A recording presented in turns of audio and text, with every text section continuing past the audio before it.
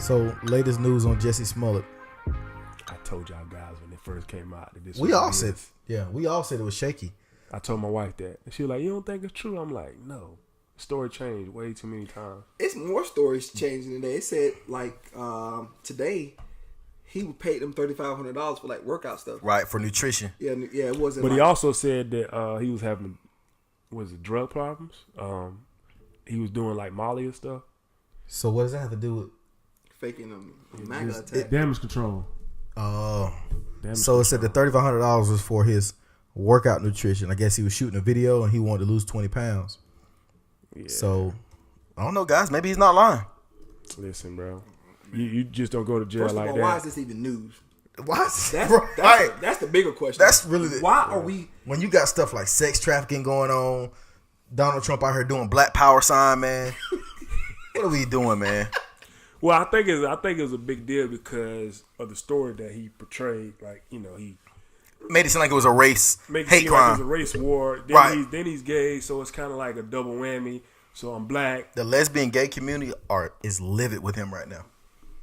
They living with anybody right now. But I heard Big Worm say on Instagram it was profound. He black first. He's ours, so we got to make sure we embrace him. Can't throw him away. We didn't throw Kanye away. We made sure of that. Man, I don't condone bullshit. Period. Right. So, I don't know what you mean by throw away. Well, we not gonna count. R. Kelly's thrown away. Okay. For the moment, he's thrown away. Not for the moment, he's thrown away. I don't look to Jessie Smollett for guidance or. You know what we mean. Stop with that. But what when you say don't throw him away? Huh? Yeah, guys on Empire. Like, I don't even. Well, what I'm saying is, like, a lot of us, like, when things like this happen, of course, he lied. And people get angry. You're canceled. You're out the way. You're done. We don't, they fired him. Like, what I'm saying is, we will turn on people. When chasing clout goes wrong. That's what happened. So they picked up R. Kelly. R. Kelly probably about to do 1 million years in jail. He said he didn't have the 10% of his $1 million bond. He said he didn't have 100,000. That's what I heard. He might not, bro. All right, listen.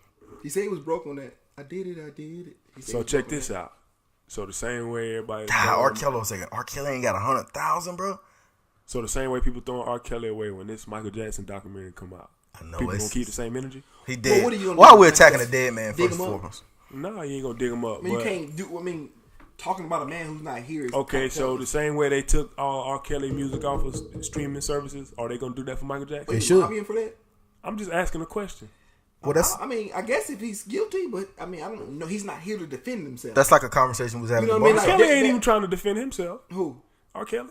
Oh, yes, he is. He still ain't came out. Oh, you think you gonna just go to jail and admit it? Well, it's just like Clearly going to jail. It's just like too much we evidence. It's like we was talking about the barbershop. Can you separate the two? Can you separate the music from the person? I think you have no choice this time to separate it with R. Kelly because I think Tap made a good point, and it's when his kids involved, it takes it to a whole nother level at that point right there. You know what I mean? Decision making and things like that, and taking advantage. But my guy Jay that was at the barbershop, I'm gonna steal something. He said, why are our young girls even attracted to those superstars like that? How do they even get there? I think the bigger question too becomes is, who were the parents? I'm not talking down to any parents or anything. I'm like, why would you bring your parent at 14 years old? Why would your parents have you in with R. Kelly by yourself? Right. You know what I mean? The parents, you go ahead and indict them too. Go ahead and indict everybody who's on that surviving R. Kelly documentary. I wonder what he was doing. Because you can't listen, bro. I can't hold 14-year-old, 15-year-old girls there with me for years without help. It had to be a lure. Hiding it. It's one of those things. Hiding it. You need a team of people to do that. That's true. Yeah. You need a team of people. So, I think everybody's culpable. I think that they enabled R. Kelly's behavior. And that's why he was able to continue this for so long. But the bigger question begs, again, that started with some of our uncles and, and aunties, has done that to a lot of people in our community and it's been swept under the rug. That's how R. Kelly was able to stay out so long because when a lot of people look at it, if you see it in your house, you kind of feel, I'm a hypocrite if I say something, knowing that your uncle or your brother's done the same thing. A lot of black families done that in the past, covered up a lot of things, for sake of, and the motive was not to but that's not just up evil. That doesn't happen with just black too, though, so don't. No, I'm just saying, I only know about our community. That's what I'm saying. I'm not saying just black. everybody hides evil in their families. I mean, even R. Kelly, he was right. He was what, molested at a young age too. Yeah. So it kind of just. But It's one of those demons that just stay with him for his entire life, and any behavior unchecked always will be behavior continued. So you can't and that's the bigger question too. Again, nobody was there for him. It doesn't excuse his behavior, but what I'm saying is we have a lot of this in our communities in America in general with behaviors that's unchecked. So it'll continue to go on. All of my bad habits, I continue to do them because I uncheck them. I don't check them. And then you don't even consider them bad habits no more. Correct. I've accepted the practice into my life. It's normal. Well, now everything is a go. I mean, nobody can be questioned for anything now. But the difference between somebody's Which bad is another habit, terrible maybe thing. your bad habits, Ralph, is it doesn't affect other people. R. Kelly's bad habits of him being molested in his behavior, thinking that's normal, he inflicted, harm on somebody else's family. Mm-hmm. And then at that point, then we have a problem. That's when bad habits really go wrong. True. At that point. So, but I think R. Kelly, is a symbol of something and a conversation we need to have. See, it has to be a causality for us to have a conversation like this. Like, it can't. We need to come to the table and have a conversation about, molestation. Why does it have to have? Why does it have to have? Why do we have to have that conversation? It shouldn't get to a reactive conversation. Yeah. It has to be like we need to come to the table and deal with that stuff just before something happens like this, or a long time ago. Proactive activity. Absolutely, we need to have a forum talking about that. Yeah. Because this is a sickness that he had. He thought this in his mind was okay. Or he didn't. He just went ahead and did it. My mind's telling me no. My body's telling me yes. That don't sound like he thought that was okay to me. You're right. Maybe he been telling us the truth the whole time. Age ain't nothing, but the man told you in the documentary. He told you what he was doing. But it's it is what it is when it comes to R. Kelly. I mean, it's just. But I think now, Ralph, just to kick it to you for a second, R. Kelly, back in the day, this kind of went on because we didn't have social media. So, and I hear a lot about social media, about the woes of it and things like this. But, social media was a great instrument to kind of bring R. Kelly to justice, to hear so many voices, the Me Too movement stand up.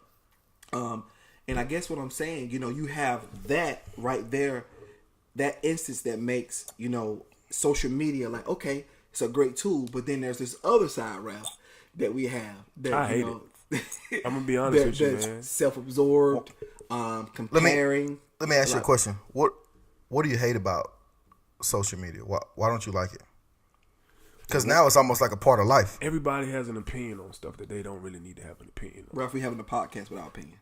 That's true. And it's social media. And that's why I said. But everybody's entitled to their own opinion, though. Yeah, but does the whole world have to hear your opinion on every single topic? Every single thing? Every single thing that goes on in the world. Everybody just gives people a voice. It just gives people a voice. How many people comment on the Shade Room? That's true. I love the Shade Room. Exactly.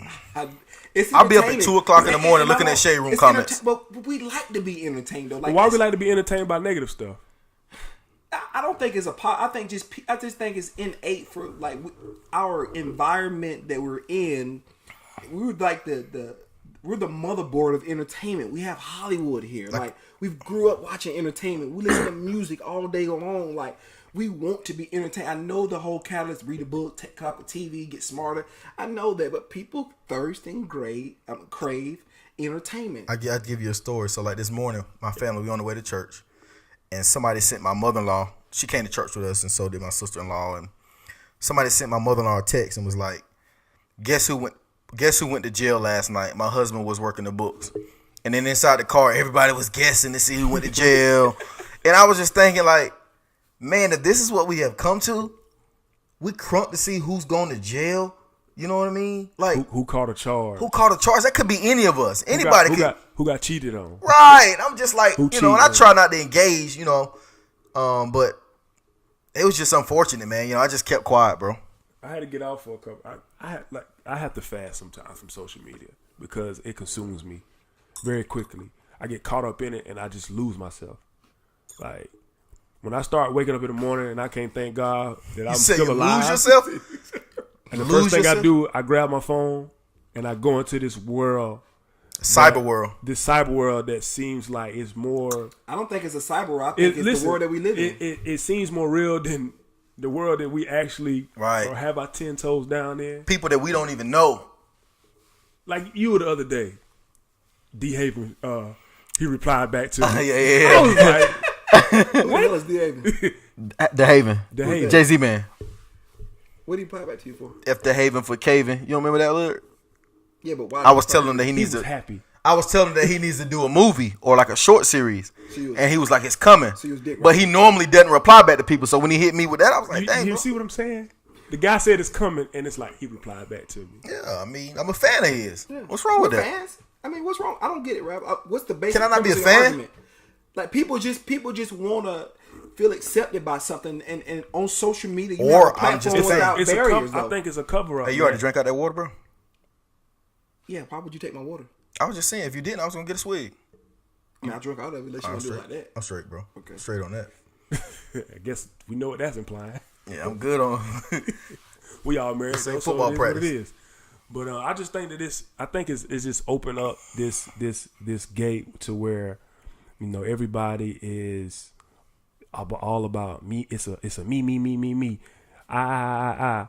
And we've come to this world to where, you know, everything has to be posted. I saw something on Facebook. Was it last week? I don't even know who the girl was, but she posted a picture of her holding her dead baby in her arms. Was that real? Like, I hope that wasn't real because I saw that too. what in the hell? Even if it wasn't real, that's even more alarming. Like, why? Like people fit like when something tragic happens or when something happens in one person's life. Why is it always the first place that they go? Social media. Like social media is a reality where people can feel accepted, and that's what I'm saying. That's the foundation. Like people want to feel accepted. Likes make Steve, you feel accepted. So, and I see this a lot on Facebook, but it just irks my nerve when someone passes, and in the first place you go. This might not even be your immediate family, but it might be somebody else's family, and you on social media trying to be the first to broadcast, you know, RIP or such and such, such. Now you got everybody commenting under your picture like, so what happened? Everybody nosy now. Like you ain't even give the family enough time to grieve. You ain't giving the family enough time to come to what has just happened, and you already on social media, and now everybody in your business. So now you get all these fake, I'm praying for you, or prayers up. That's unfair, Ralph. No, To listen say though. fake, Because if I comment, but it's unfair though. if somebody in your family passed and I comment and say, you know, your family's in my prayers. Call me. Talk to me. Text me. But I might not But be. that's a preference of yours though. That's what I'm saying. But I'm saying that that's a preference of yours. That might not be the preference of everybody. When people see the outpouring of love, you don't understand the lack of love that was in that. Because family. say it's somebody. See on Facebook. Why I'm talking? Why are you cutting me off? I just don't understand this. No filter, guys. No filter.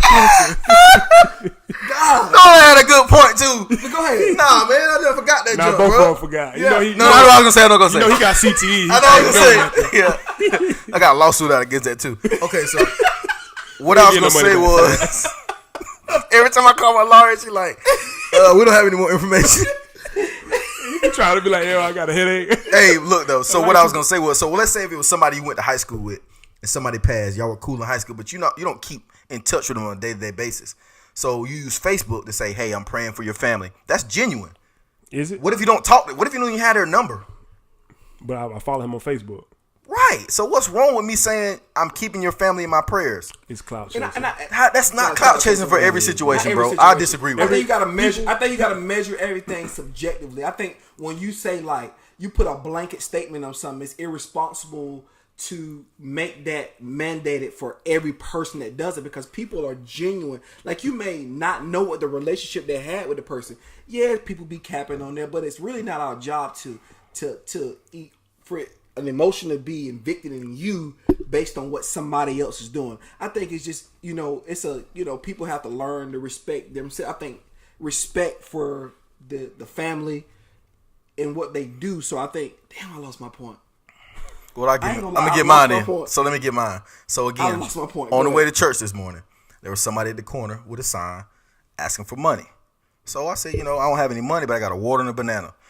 My mother-in-law and my sister in the back say, oh, they don't need that. They got somebody else on the other corner. They running a ring on you. Okay, so that's not for me to determine. That's a good point. That's not for me to determine. But if your heart is, I think if your heart hold on a second. An hour later, we go through another intersection. There's a girl walking through, and she's just walking up the windows. And my mother-in-law goes, anybody got any money to give her? I can tell she's really sick. But when I did it, it was a problem. Now you feel convicted. You think it's okay. So how is yours any different than mine? Listen, fam, I was in New Orleans one time, and I saw that. It was right on the Causeway, or right on Portrait Street. Anybody been in New Orleans? It's right before you get to the Superdome. And this lady was holding up a sign, right?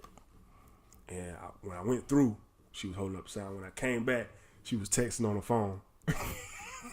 And I was like, you homeless. What if she had a little prepaid joint, though? You homeless, but you got a cell phone, though. A little prepaid joint. A little $30 joint. Talking text, no data. I think we can't kind of measure. shaky. I think I agree. We can't measure people's intent or their heart. No. That's Right. to be based on them. But You can see the action and try to judge it, but still, though, people do, like, especially going back to the thing what I was trying to say with the deaths, people have to measure their own intent of their heart. You can look at something on Facebook, but you just never know what people are thinking. And that's why Facebook has no regulate. That's the great thing about social media. It's not regulated. There's no rule book to life. There's no certain way to do something. So, because if I asked you, Ref, well, how should they do it? You'll just be telling me your reality on how they should do it. Right. You won't be explaining to me what's good for everybody, because nobody knows what's good for everybody. People do what they know best, what their experiences have taught them. That's basically what they do. So But we've grown up in a society, for the majority of the part, has been without social media. So we know how to without it. You know what I'm saying? We know how to cope without social media. We know how to communicate. I don't know anymore. I'm gonna be honest with you. I'm not so sure I can wake up in the morning and not get on my phone. I love social media, and not because it consumes my life, because it's a huge part of my life now. But you were one of those guys that I was wrong. I just fell into it. I let it go. I let myself go now. And this is what I'm talking about. I'm gonna be honest with you. Because earlier you he know was what? like, what he said earlier, he here's was the like, thing, I though. love social media. I do love I'm social totally media. engaged. I was like, boy, you About a month couple ago, weeks he ago, was- you like, I ain't on no social media. I just get on the weekends. And I was trying to be. and I stoned him. Like, I was like, all this fake woke stuff. Who gives a shit about it anymore?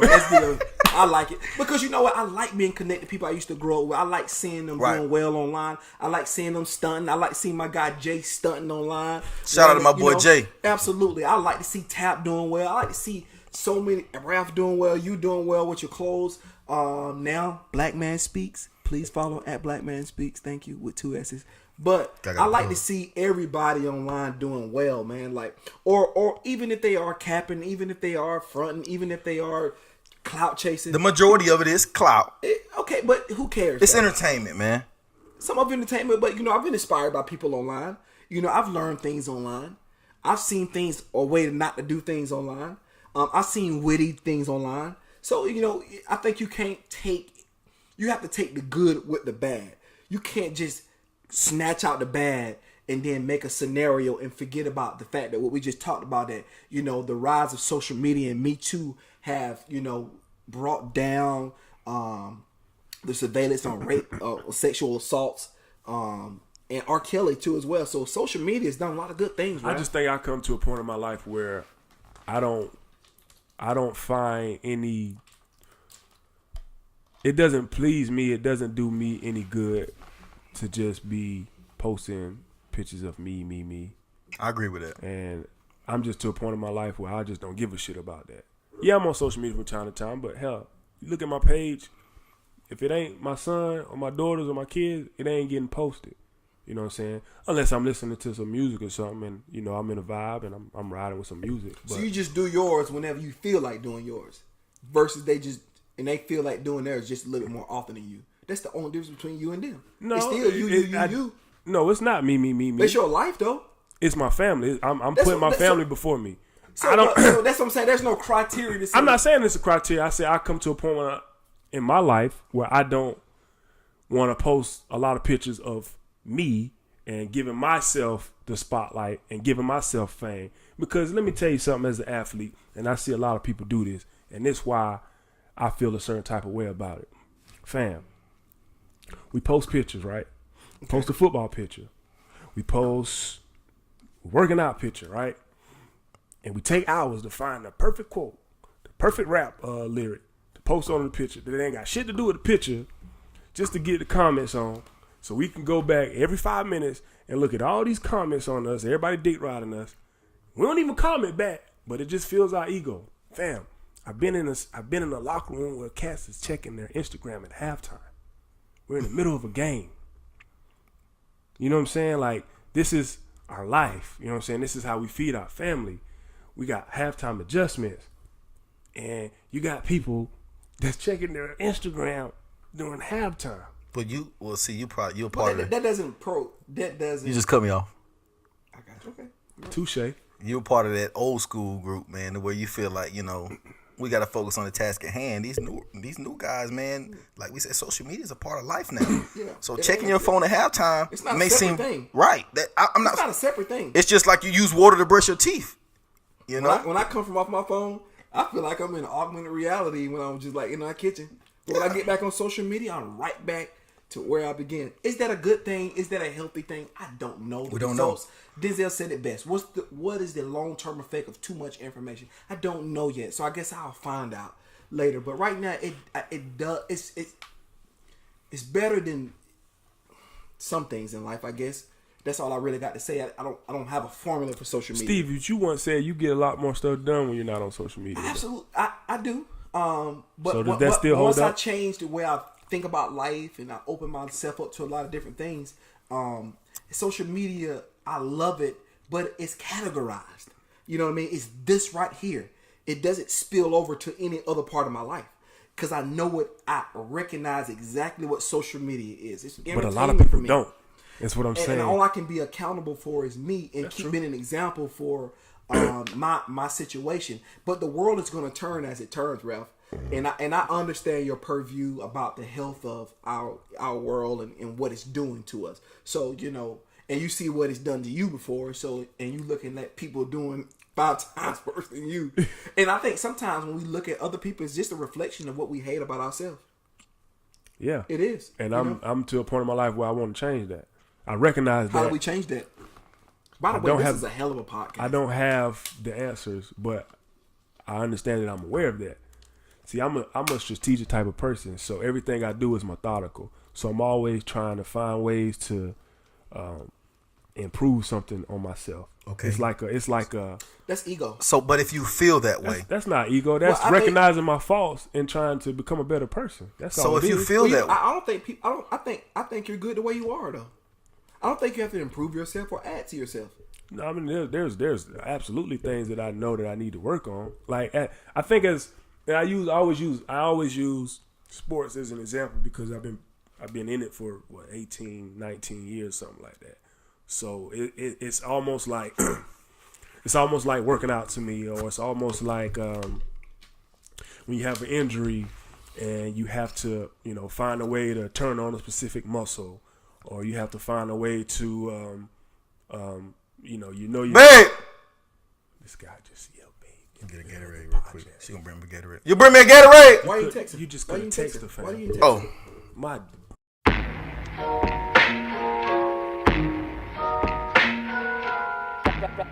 Rally